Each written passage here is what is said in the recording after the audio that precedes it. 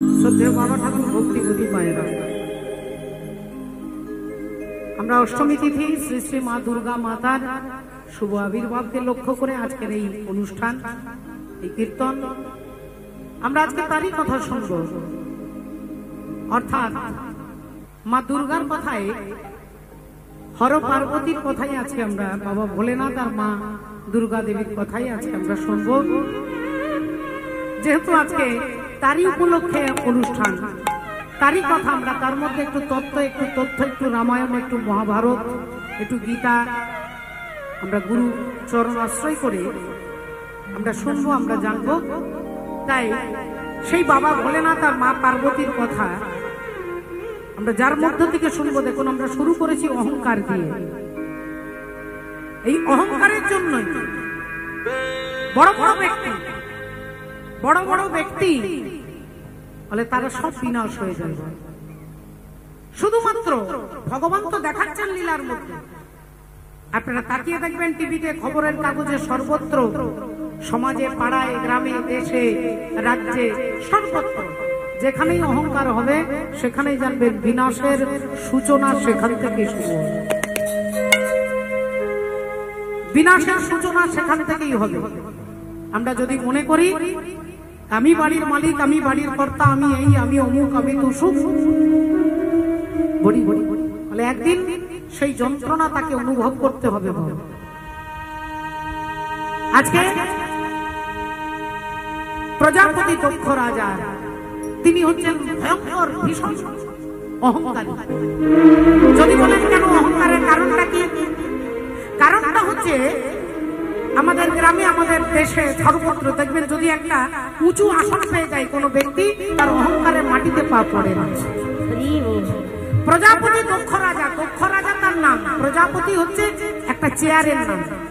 চেয়ারের নাম প্রধানমন্ত্রী, চেয়ারটার নাম মুখ্যমন্ত্রী, চেয়ারটার নাম এমএলএ, চেয়ারটার নাম এমপি। এবার চেয়ারটাতে যিনি বসেন, প্রধানমন্ত্রী চেয়ারে যিনি বসেন, তিনি শ্রদ্ধেয় শ্রী নরেন্দ্র মোদী। এটা তার ব্যক্তিগত নাম, কিন্তু চেয়ারটার নাম প্রধানমন্ত্রী, চেয়ারটার নাম রাষ্ট্রপতি। ওই চেয়ারটাতে যিনি বসেন তিনি শ্রদ্ধেয়া শ্রীমতী দ্রৌপদী মুর্মু। ঠিক তেমন চেয়ারটার নাম হচ্ছে প্রজাপতি। আর এই প্রজাপতি চেয়ারে কে বসেন? তাহলে তিনি বসেন দক্ষ রাজা। তিনি সম্পর্কে কে হন? না শিব ঠাকুরের শ্বশুর মশাই মা দুর্গা দেবী, মা সতী, তার বাবার নাম হচ্ছে দক্ষ রাজা। তাহলে মা দুর্গা দেবীর বাবারও অহংকার হলো, চিন্তা করুন, আর তারও বিনাশ। আপনারা শুনবেন এই তথ্যের মধ্যে দিয়ে। একদিন মহামুনি ভৃগু মুনি যজ্ঞ করছেন, আর যজ্ঞ করছেন সমস্ত দেবী দেবতা, সমস্ত ব্রাহ্মণ, সমস্ত ভক্ত, সমস্ত রাজা মহারাজাকে নিয়ে মহামুনি ভৃগু যজ্ঞ করছেন। মহাজন কলম দিচ্ছেন, একদিন ভৃগু মুনি যজ্ঞ আরম্ভিল,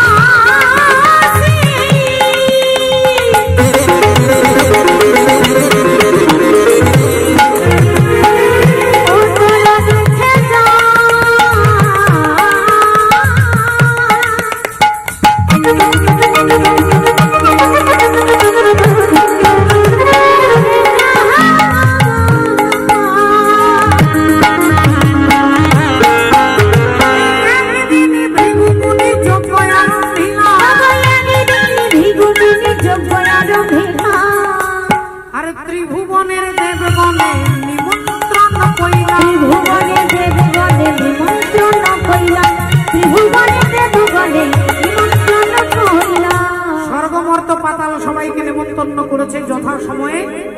ভৃগু মুনির যজ্ঞের অনুষ্ঠানে সবাই আসছে, এক এক করে সবাই আসছে। সবাই আপনাদের মতো নিজের নিজের জায়গায়, নিজের নিজের আসনে বসেছে। সবাই আপনাদের মতো নীরবতা পালন করে যজ্ঞের অনুষ্ঠানে নিজের নিজের আসনে বসেছে। কিন্তু আজকে যিনি প্রধান অতিথি তিনি হচ্ছেন কি না, তিনি হচ্ছেন প্রজাপতি দক্ষ রাজা। প্রধান অতিথি হচ্ছেন দক্ষ রাজা, কিন্তু দক্ষ রাজা এখনো আসছেন না, তিনি এখনো এসে পৌঁছাচ্ছেন না। সবাই অপেক্ষা করছে তার জন্য। একবার রাস্তার দিকে তাকাচ্ছেন, একবার যজ্ঞের দিকে তাকাচ্ছেন, কিন্তু যজ্ঞে পূর্ণাহুতি দিতে পারছে না, কারণ তিনি প্রধান অতিথি এখনো আসেননি। তাই সবাই চঞ্চল হয়ে গেছে, এখনো আসছে না কেন, রাস্তার দিকে বারবার তাকাচ্ছে। আর এদিকে কিছুক্ষণ পরে প্রজাপতি দক্ষ রাজা অহংকারে মত্ত হয়ে একটা হাতের উপরে আরেকটা হাত দিয়ে, দেখুন একটা স্বাভাবিক শিষ্টাচার থাকে। এই হরিবাসরে যখন আপনারা আসবো, আমরা কিন্তু তখন সরাসরি এরকম করে আসতে পারি না বাবা। আপনি যখন মন্দিরে ঢুকবেন, মায়ের কাছে দাঁড়াবেন, এরকম হাত এরকম করে আপনি দাঁড়াতে পারেন না, এটা ভদ্রতা নয়। যখনই মায়ের কাছে দাঁড়াবো অন্তত হাত জোড় করে মাথাটা নিচু করে, এটাতে নিশ্চয়ই আমরা অন্তত এই শিষ্টাচারে বিশ্বাসী। প্রজাপতি দক্ষ রাজা একটা ধর্মীয় অনুষ্ঠানে আসছে, একটা হাতের উপরে আরেকটা হাত দিয়ে, আর গটগট করে হাঁটতে হাঁটতে আসছে, বুক ফুলিয়ে আসছে। হেন কালে আইলেন দক্ষ প্রজাপতি, হেন কালে আইলেন দক্ষ প্রজাপতি, হেন কালে আইলেন দক্ষ প্রজাপতি, হেন কালে আইলেন দক্ষ প্রজাপতি। তাহারে দেখিয়া সবে করে না প্রণতি, তাহারে দেখিয়া সবে করে না প্রণতি, তাহারে দেখিয়া সবে করে না প্রণতি। দেখুন ভক্তি জগতের হাঁটা চলার একটা নিয়ম। একজন বৈষ্ণব আরেকজন বৈষ্ণবকে দেখলে দুজনেই দুজনকে বলবে দণ্ডবত, ভালো আছেন তো, দণ্ডবত, প্রণাম প্রভুজি প্রণাম নেবেন, বাবাজি প্রণাম, দুজনেই দুজনকে প্রণাম করবে। এমন নয় যে একজন দাঁড়িয়ে থাকবে আর একজন প্রণাম করবে। তাহলে প্রজাপতি দক্ষ রাজাকে সবাই হাত জোড় করে নিজের চেয়ার ছেড়ে, নিজের আসন ছেড়ে উঠে দাঁড়িয়ে সবাই নমস্কার করছে। অন্তত প্রজাপতি দক্ষ রাজার অন্তত তাদের দিকে তাকিয়ে একটু নমস্কার করা উচিত ছিল, কিন্তু দক্ষ রাজা দেখছেন, ভালো করে তাকিয়ে দেখছেন যে আমাকে দেখে কারা প্রণাম করছে আর কারা করছে না। আবার তাকিয়ে দেখে এদিকে যারা ছিল তারা সবাই আমাকে দেখে প্রণাম করছে। আচ্ছা এদিকে দেখি এরা আমাকে নমস্কার করছে কিনা, দেখলেন এদিকেও যারা আছে তারা সবাই নমস্কার করছে, সামনে পেছনে সবাই আমাকে দেখে নমস্কার করছে। তাহলে আমার একটা বিশেষ কোয়ালিটি আছে, আমাকে দেখে সবাই নমস্কার করছে, সবাই উঠে দাঁড়িয়েছে, কিন্তু একই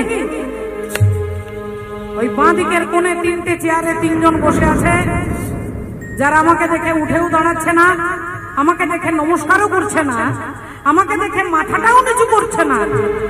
তাহলে তিনটে চেয়ারে কে বসে আছে অন্ধকারে বুঝতে পারছি না। অনেক দূরে বসে আছে তিনজন, বুঝতে পারছি না ওনারা কে। একবার ভালো করে দেখি, তারপরে মজাটা দেখাবো। এই দক্ষ রাজা যেই ভালো করে দেখতে গেলেন অমনি দেখলেন প্রথম চেয়ারেই বসে আছে আমার বাবা। আমার বাবা বসে আছে, আমার বাবা তো আর আমাকে দেখে নমস্কার করবে না, আর বাবা ছেলেকে প্রণামও করবে না। তাহলে আমার বাবা আমাকে দেখে উঠে দাঁড়াবে কেন, আমাকে দেখে নমস্কার করবে কেন? তাহলে বাবাকে না, তিনি হচ্ছেন প্রজাপতি। হরি বল। দক্ষ রাজার পিতা হচ্ছে সৃষ্টিকর্তা ব্রহ্মা। সৃষ্টিকর্তা ব্রহ্মা প্রথম চেয়ারে বসে আছে। ব্রহ্মার পায়ের বুড়ো আঙ্গুল থেকে দক্ষ রাজার জন্ম হয়েছে। ব্রহ্মা থেকে প্রজাপতি দক্ষ রাজার সৃষ্টি। তাহলে আমার বাবা আমাকে দেখে তো নমস্কার করবে না, তাহলে বাবা বসে আছে। আচ্ছা বেশ করেছে, ভালো করেছে, ঠিক আছে। আচ্ছা বাবার পাশে চেয়ারে কে বসে আছে আর একটু ভালো করে দেখি। আর যেই দেখতে গেলেন দেখলেন আমার বাবারও বাবা বসে আছে, আমার বাবারও বাবা বসে আছে। তার মানে আমার দাদু। আর তিনি কে না, তিনি হচ্ছেন ভগবান বিষ্ণু। তাহলে বিষ্ণু হচ্ছে আমার বাবার বাবা। ব্রহ্মা কোথা থেকে সৃষ্টি বলে? ভগবান বিষ্ণুর নাভি থেকে। ভগবান বিষ্ণুর নাভি থেকে ব্রহ্মা সৃষ্টি হয়েছে। তাহলে আমার বাবারও বাবা, তাহলে আমার দাদু বসে আছে। তাহলে দাদু তো আর আমাকে দেখে নমস্কার করবে না। আচ্ছা ঠিক আছে, তার পাশে চেয়ারে কে বসে আছে একটু দেখি। আর যেই দেখতে গেলেন অমনি মুখ দিয়ে বেরিয়ে গেল গালি গালাজ। চিৎকার করে বলে উঠলেন, ছোট লোক অসভ্য, অভদ্র, ইতর, মূর্খ, বাঁদরের মতো চোখ, কোন ভদ্রতা জ্ঞান নেই, অভদ্র, শ্মশানে মশানে ঘুরে বেড়ায়, ভূত প্রেতের সঙ্গ করে, আর দিন রাত্রি বম বম বম বম বলে চিৎকার করে। আমি নামটা বলবো না, কিন্তু আপনারা সবাই বুঝতে পেরে গেছেন কথাটা কাকে বলছি। আর তার একটা বিশেষ, তার গুণগুলো বললেই আপনারা তার নামটা বুঝে যাবেন। এটা হচ্ছে তার বিশেষ কোয়ালিটি। তিনি হচ্ছেন বাবা ভোলেনাথ। এবার এইটুকু আপনারা সকলে জানেন যে ব্রহ্মার হাতে রয়েছে সৃষ্টির ডিপার্টমেন্ট তার হাতে। পালন করেন তিনি হচ্ছেন ভগবান বিষ্ণু, আর ধ্বংসকর্তা কে না, তিনি হচ্ছেন বাবা ভোলেনাথ। তাহলে ভোলেনাথকে এতগুলো কথা বলছে, অভদ্র, অসভ্য, ইতর, গাধা, মূর্খ, বাঁদরের মতো চোখ। চিন্তা করে দেবেন, এ কথা যদি কেউ আমাদেরকে বলে, সঙ্গে সঙ্গে আমরা তার কলারটা ধরে একটা একটা চড় মারবো। যেমন ছোট লোক বললি কেন রেখে যাবো, কিন্তু বাবা ভোলেনাথ এই কান দিয়ে শুনছেন আর এই কান দিয়ে বার করে দিচ্ছেন। ভোলেনাথ এই কানে শুনছেন, এই কান দিয়ে বার করে দিচ্ছেন। হরি বল, রাধে রাধে। কিন্তু ভোলেনাথের যারা ভক্ত, ভোলেনাথের যারা দলের লোক, তারা চিৎকার করে ছুটে এলেন, এই কি বলছেন আপনি? মুখ সামলে কথা বলবেন, আপনি মুখ সামলে কথা বলবেন। আপনি আমাদের মালিককে বলছেন ছোট লোক, যিনি হচ্ছেন তত্ত্বের সম্রাট। তত্ত্বের সম্রাট হচ্ছে বাবা ভোলেনাথ, যার মতো ভদ্র কেউ নেই, তাই তার আরেক নাম ভদ্রেশ্বর। আপনি তাকে বলছেন অভদ্র। যার মতো জ্ঞানী কেউ নেই, আপনি তাকে বলছেন মূর্খ। আপনি মুখ সামলে কথা বলবেন, আপনি প্রজাপতি দক্ষ রাজা হতে পারেন। শিব ঠাকুরের ভক্তরা যেই রেগে গেছে, অমনি ভৃগুমুনি চিৎকার করতে করতে আসে, শ্বশুর আর জামাইয়ের মধ্যে কথা হচ্ছে। শ্বশুর হচ্ছে প্রজাপতি দক্ষ রাজা, জামাই হচ্ছে শিব ঠাকুর। তাহলে এখানে শ্বশুর আর জামাইয়ের মধ্যে কথা হচ্ছে, মাঝখানে তোমরা নাক গলাচ্ছ কেন? তোমরা কেন নাক গলাচ্ছ?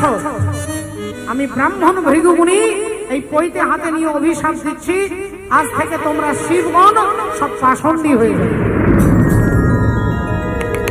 আজ থেকে শিবগণ সব পাষণ্ডী হয়ে যাবে। রাধে রাধে। শিব ঠাকুরের ভক্তরা হাতে তালি দিয়ে বলছে, বাহ, খুব ভালো, খুব ভালো, খুব ভালো। দোষ করলেন উনি, আর অভিশাপ দিচ্ছেন আমাদেরকে। তাহলে শুনুন, হে ব্রাহ্মণ ভৃগুমুনি, আপনি হতে পারেন ব্রাহ্মণ, আপনি যেমন আমাদেরকে অভিশাপ দিলেন আমরা পাষণ্ডী হয়ে যাব, তাহলে আজকে আমরাও আপনাকে অভিশাপ দিচ্ছি, আজ থেকে ব্রাহ্মণ লক্ষ টাকার ভিখারি হবে। আজ থেকে ব্রাহ্মণ হবে লক্ষ টাকার ভিখারি। বাবা ভোলেনাথ দেখলেন এখানের পরিস্থিতি ভালো নয়, এখান থেকে বেরিয়ে চলে যায়। ভোলেনাথ অমনি কানে আঙুল দিয়ে আর ভগবানের নাম গাইতে গাইতে বেরিয়ে চলে যাচ্ছে। দেখুন, তাকে এতগুলো কথা বলছে, তিনি কিন্তু কোনো কথা বলছেন। তিনি কানে আঙুল দিয়ে হরি নাম গাইতে গাইতে চলে যাচ্ছে। ছিন লিও মেরো ভোলা সমন, রাধা রমন প্যারে রাধা রমন।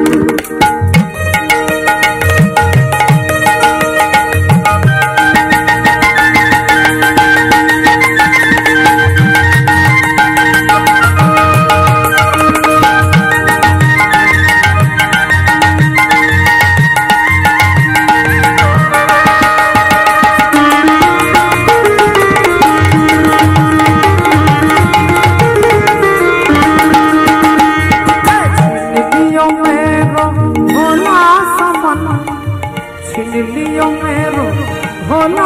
रमन, राधा रमन प्यारे राधा रमन।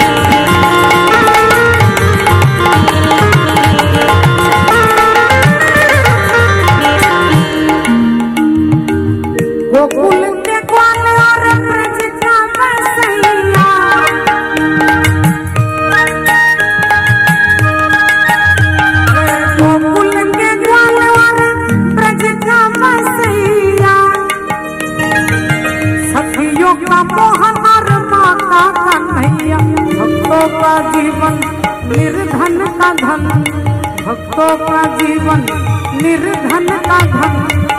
राधा रमन प्यारे राधा राधा रमन राधा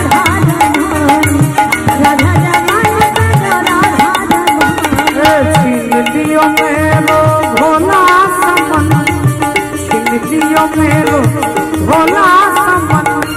राधा रमन प्यारे राधा राधा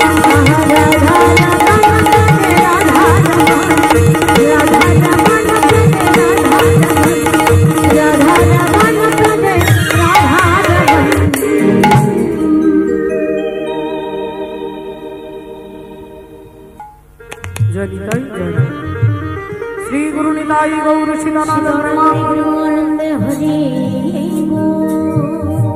শ্রদ্ধেয় বাবা ঠাকুর ভক্তিমতী মায়েরা, বাবা ভোলেনাথ ওখান থেকে সোজা বেরিয়ে তিনি চলে যাচ্ছেন।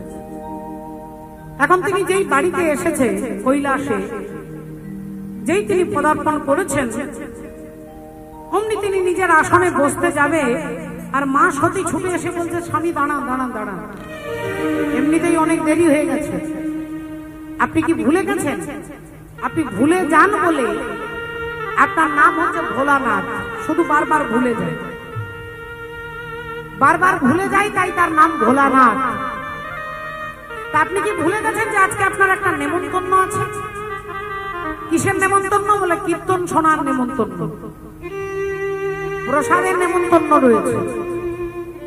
অগস্ত্য ঋষির আশ্রমে আজকে সারাদিন সারা রাত্রি হরি কথা হবে, এই আপনাকে নেমন্তন্ন করে গেছে, আপনি ভুলে গেছেন, আপনি যাবেন না? বাবা ভোলেনাথ বললেন, খুব ভালো কথা, এক্ষুনি যাব। এক্ষুনি যাব বলে যেই ভোলেনাথ উঠে দাঁড়িয়ে একটা পা বাড়িয়েছে, অমনি মা সতী সামনে গিয়ে বলছে, বলি আমিও তোমার সঙ্গে যাব, বলি আমিও তোমার সঙ্গে যাব, বলি আমিও তোমার সঙ্গে যাব, বলি আমিও তোমার সঙ্গে যাব, আমিও তোমার সঙ্গে যাব, আমি তোমার সাথে।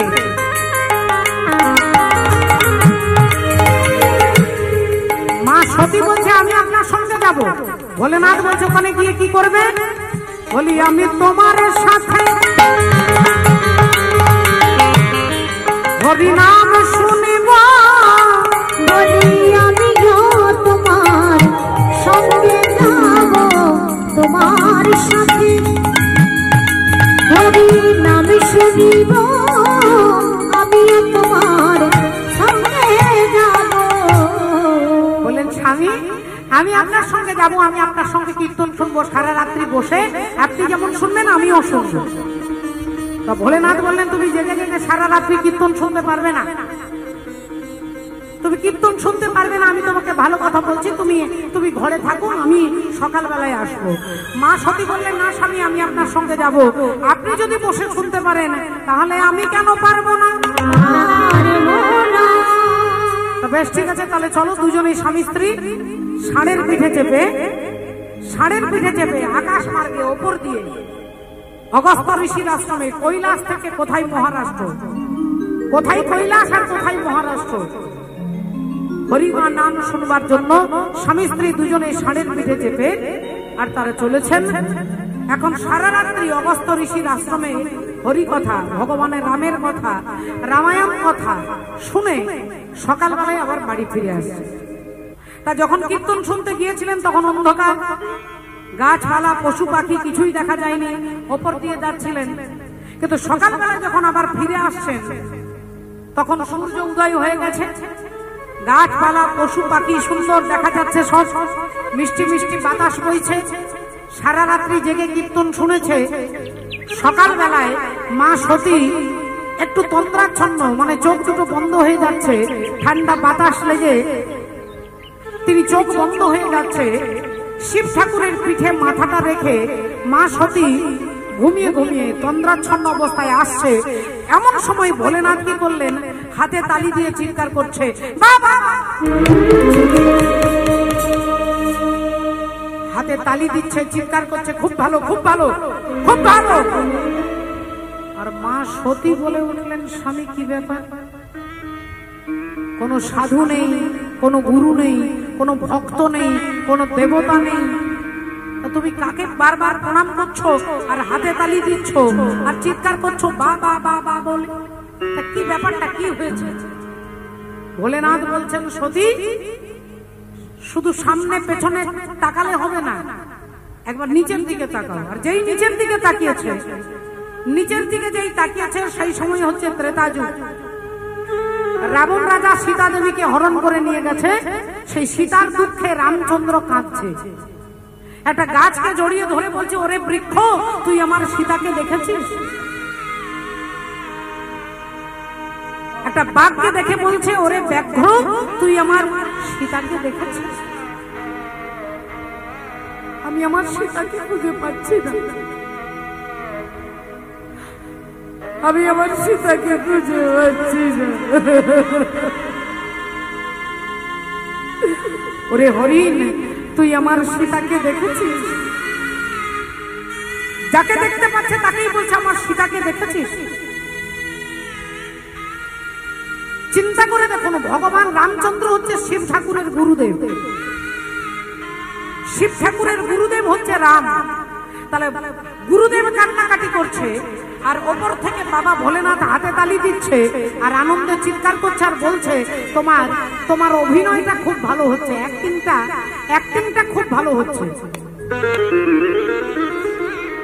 মাননীয় ভক্তমণ্ডলী, ভক্তিমতী মায়েরা, তাহলে এবার আপনারা একটু লক্ষ্য করে দেখুন, মা সীতা দেবীকে রাবণ রাজা হরণ করে নিয়ে গেছে, সেই দুঃখে রামচন্দ্র কাঁদছে, আর বাবা ভোলেনাথ সেই দুঃখটা দেখে তিনি হাসছে আর হাতে তালি দিচ্ছে। কেন? কারণ তিনি হলেন তত্ত্ব সম্রাট। ভোলেনাথ জানে যে রাবণের ঠাকুর দাদারও ক্ষমতা নেই যে তিনি সীতা দেবীকে হরণ করে নিয়ে যাবে, যতক্ষণ পর্যন্ত রামচন্দ্র পারমিশন না দেয়। ভগবান রামচন্দ্র যদি অনুমতি না দেয়, রাবণ রাজা সীতাকে হরণ করতে পারে না। তাহলে আমি আপনার বাড়িতে এসে আপনাকে বলে যদি আপনার ঘড়িটা নিয়ে যায়, তাহলে আপনি কি বলবেন যে আমি চুরি করে নিয়ে গেছি? আপনার বাড়িতে এসে কোন মায়ের কাপড়টা চেয়ে আপনার কাছ থেকে খুঁজে নিয়ে আমি ঘর গেলাম, আপনি কি বলবেন যে চৈতালি এসে আমার কাপড় চুরি করে নিয়ে গেছে? কারণ আমি আপনাকে তো বলে নিয়ে এসেছি। তাহলে যে রামচন্দ্রের পারমিশন ছাড়া রাবণ রাজা সীতাকে হরণ করতে পারবে না, তাহলে রাবণ সীতাকে হরণ করেছে রামচন্দ্রের অনুমতিতে হরণ করেছে। তিনি যদি অনুমতি না দিতেন, সীতা দেবীর একটা চুল রাবণ হাত দিতে পারতেন না। তাহলে এই ঘটনার পেছনে একটা রহস্য আছে। যেদিন রামচন্দ্রের বিবাহ হলো, রামচন্দ্র মা সীতা দেবীকে নিয়ে এলেন, সীতা দেবী শ্বশুর বাড়ি এলেন, এসে 3 দিন শ্বশুর বাড়িতে এক গ্লাস জল খাননি। তা সবাই জিজ্ঞাসা করছে, বৌমা কিছু খাচ্ছে না কেন, বৌমা কিছু খাচ্ছে না কেন? রাজা দশরথ বললেন, মা তুমি আমার ঘরে কিছু খাচ্ছ না কেন, এটা তো অমঙ্গল। সীতা দেবী বললেন, বাবা আপনি ব্রাহ্মণ বধ করেছেন, আপনি একজন ভক্তকে বধ করেছেন, তাই আপনি অপরাধী, তাই আপনার বাড়িতে জল গ্রহণ করব না। কাকে বধ করেছেন? বলে অন্ধমুনির পুত্র সিন্ধুকে। অন্ধমুনি, স্বামী স্ত্রী দুজনেই অন্ধ। ছেলেকে বলেছে, যা একটু জল নিয়ে আয়। ছেলে কলসিটা এনে সরজু নদীর জলে জলটা নেবে, কলসিটা জলে ডুবিয়েছে। আর সেই শব্দটা শুনে রাজা দশরথ কি করলেন না, শব্দভেদী বানটা ছুড়ে দিলেন। আর বানটা গিয়ে লাগলো সোজা অন্ধমুনির ছেলে সিন্ধুর বুকে। তিনি মৃত্যু মুখে পতিত হয়ে গেলেন, মারা গেলেন। রাজা দশরথ তিনি অন্ধমুনির জন্য ওই কলসি করে জল এনে দাঁড়িয়েছে। অন্ধমুনি জানতে পারলেন যে ইনি আমার ছেলে নন। তখন তিনি বললেন যে তুমি আমার ছেলেকে হত্যা করেছো, তুমি একজনকে হত্যা করোনি। এই পুত্র শোকে আমিও মরব, আর স্বামীর শোকে আমার স্ত্রীও মারা যাবে। তাহলে তুমি 3 জনকে হত্যা করলে। এই 3 জনকে আপনি বধ করেছিলেন বলে আপনি মহা অপরাধী হয়ে গেছেন, তাই আপনার বাড়িতে আমি জলগ্রহণ করতে পারবো না। রাজা দশরথ বললেন, মা তাহলে এই অপরাধ থেকে মুক্ত হব কি করে? বলে আপনার বাড়িতে এমন একজন ব্রাহ্মণকে সেবা দেন যিনি আজ পর্যন্ত কারোর বাড়িতে এক গ্লাস জল খাননি, যিনি একদিকে শাক্ত আর একদিকে তিনি হচ্ছে শৈব। রাবণের বাড়িতে মা চণ্ডী বাঁধা ছিল, মা দুর্গা দেবী বাঁধা ছিল, তাই তিনি শাক্ত, আবার একদিকে তিনি শৈব, মানে তিনি শিবের ভক্ত। তাহলে এরকম একজন ব্রাহ্মণকে নিয়ে আপনার বাড়িতে সেবা দিতে হবে। রাজা দশরথ চমকে গেলেন, এরকম ব্রাহ্মণকে পাবো যিনি কারোর বাড়িতে এক গ্লাস জল খাননি? সেরকম কে আছে? সীতা দেবী বললেন, একজন আছে। তিনি কে? তিনি লঙ্কার অধিপতি রাবণ রাজা। রাবণ রাজার নামে রাজা দশরথ চিঠি লিখলেন। রাবণ রাজা দশরথের চিঠি পেয়ে এলেন ছুটে, দশরথ রাজার বাড়িতে এলেন, তাকে চরণ ধুইয়ে দিয়ে পাদ্যর্ঘ্য দিয়ে তাকে বসালেন, সেবা দিলেন। সেবার পরে দক্ষিণা দিতে যাবেন।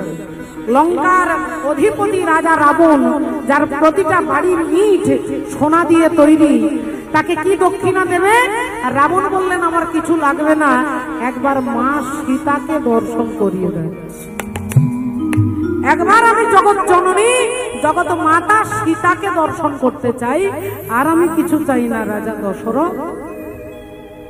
রাজা দশরথ রাবণকে এনে সীতা দেবীর ঘরের কাছে দাঁড় করিয়ে দিলেন। সীতা দেবীর ঘরের কাছে দাঁড় করিয়ে দিয়ে দশরথ চলে গেলেন। রাবণ দরজাটা খুলে ভেতরে গিয়ে দরজা জানালা বন্ধ করে হাত জোড় করে দাঁড়িয়ে বলছেন, মা গো, তুমি আমার প্রণাম নাও মা। তুমি আত্মা শক্তি মহামায়া, তুমি রামের শক্তি, তুমি বিশ্ব জননী, তুমি জগৎ মাতা, আবার প্রণাম নাও মা। সীতা দেবী হাত জোড় করে রাবণকে প্রণাম করে বলছেন, বলুন বাবা, আপনি কি চান? রাবণ বললেন, মা গো, আমি কিছু চাই না, আমি শুধু রামের কৃপা পেতে চাই, আমি শুধু রামের হাতে মরতে চাই, আর কিছু চাই না, আমি রামের হাতে মরতে চাই। সীতা দেবী বললেন, দাঁড়ান, এক্ষুনি আমার স্বামীকে ডেকে দিচ্ছি। যেই রামচন্দ্রকে ডেকে এনে দাঁড় করালেন, রামচন্দ্র রাবণকে প্রণাম করছেন, রাবণ রামচন্দ্রকে প্রণাম করছেন। বলুন হে বেদজ্ঞ ব্রাহ্মণ, আপনি কি চান? রাবণ বললেন, তোমার হাতে মরতে চাই, আমি তোমার হাতে মরতে চাই, আমি তোমার কৃপা পেতে চাই।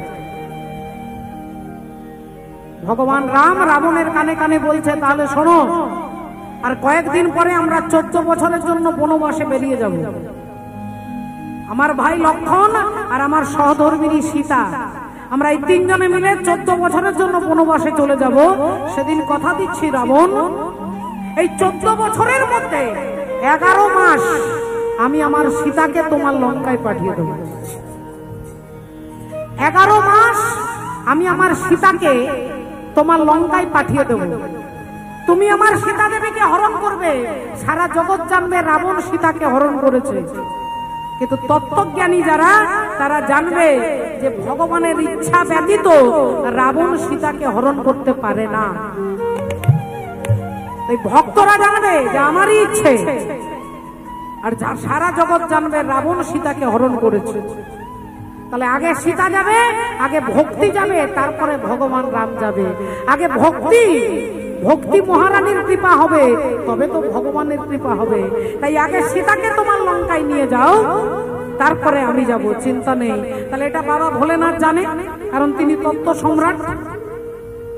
তিনি জানে যে রামচন্দ্রের পারমিশনে রাবণ সীতাকে হরণ করেছে। আর এখানে রামচন্দ্র কাঁদছে আর জিজ্ঞাসা করছে, আমার সীতা কোথায়, আমার সীতা কোথায়? তাই শিব ঠাকুর হাতে তালি দিচ্ছে আর বলছে, তোমার অ্যাক্টিংটা খুব ভালো হচ্ছে।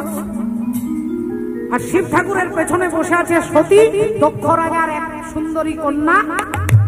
দক্ষ রাজার কন্যা কথায় কথায় তর্ক করে, কথায় কথায় চ্যালেঞ্জ করে। তাই সতী বলে উঠলেন, স্বামী একটা কথা বলবো। না, বলো। বলছি, সারা রাত্রি জেগে যে রামের কথা আমরা শুনলাম, তুমিও শুনলে, আমিও শুনলাম, সারা রাত্রি রামের কথা শুনলাম। তা সেই রাম আর এই জঙ্গলে যিনি ঘুরে ঘুরে কান্নাকাটি করছে, এই রাম, এই দুটো রাম কি আলাদা না একজন ব্যক্তি? জঙ্গলে ঘুরে ঘুরে একে জিজ্ঞাসা করছে, ওকে জিজ্ঞাসা করছে, এই রাম, আর সারা রাত্রি অগস্ত্য ঋষির আশ্রমে কীর্তন শুনলাম সেই রাম। এই দুটো রাম কি আলাদা? শিব ঠাকুর বললেন, না না না না, আলাদা নয়। ওই রাম আর এই রাম দুজনেই একজনই ব্যক্তি।